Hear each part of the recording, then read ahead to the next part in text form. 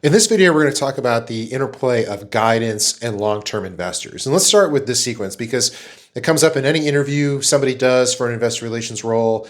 And whenever an investor speaks to a CEO or a CFO, what they always tell you is they want high-quality, long-only investors.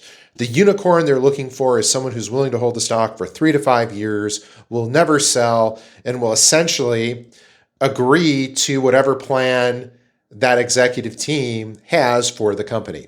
Now, the problem is how do I get these long-term investors? And what I can tell you is from the discussions I've had in interviews and things, the corporate side really does not truly understand what it takes or what they need to do in order to get these unicorn long-only investors. And what it comes down to is, again, guidance drives your investor base. And this is where you have to start thinking if you want to change the makeup of your shareholder base. What kind of financial guidance am I giving to investors? If I'm only giving the current quarter, I'm not going to get high quality long-term investors. And so essentially what it comes down to is if I can give short-term plus long-term guidance, that is how I get these long-term investors.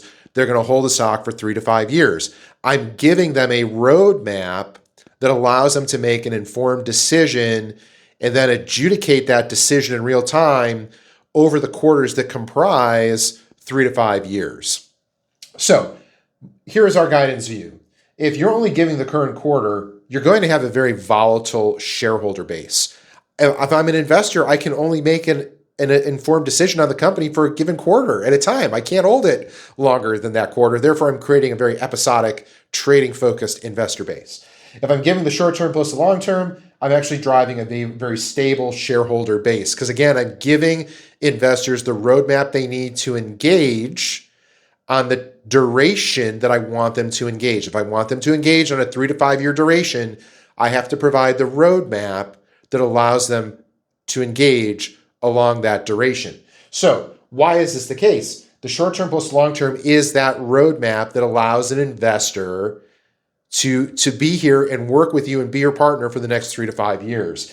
And if you give both, that's what's going to attract your high quality investors, your Fidelities, your T Rows are going to stay here for 5 or 10 years. Now, the guidance detail over the short term and the long term is what's really going to drive the volatility in your share price. Because if you're only giving very ultra short-term guidance, the stock price is going to be all over the place every quarter.